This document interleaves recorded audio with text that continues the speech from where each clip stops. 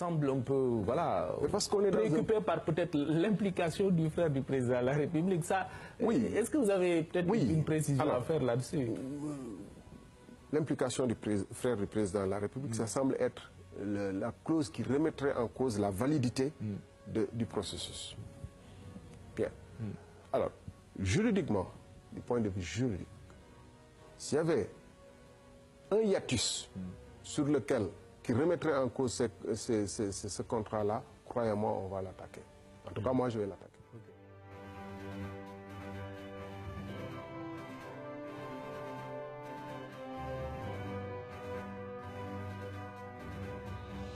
Le plus gros scandale de l'histoire du Sénégal, ce n'est point le contrat relatif aux mines de fer de la Falémé, mais bien celui des permis octroyés à Petro-Tim sur les blocs de Saint-Louis offshore profond et Kayak offshore profond.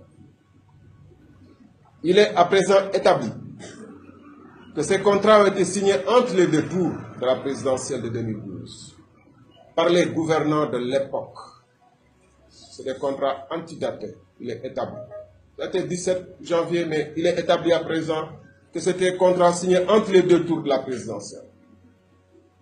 Dans une totale illégalité.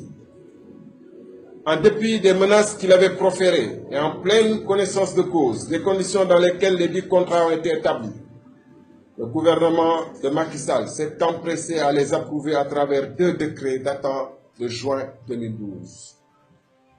Comble d'incohérence.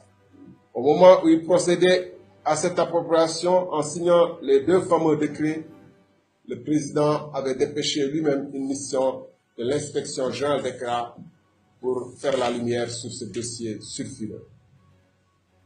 Je demande, au nom de ces engagements de campagne électorale, que le rapport de l'IGE soit déclassifié. C'est le moins que l'on puisse attendre de celui qui avait révélé aux Sénégalais le rapport de l'IGE sur les chantiers de Thiès.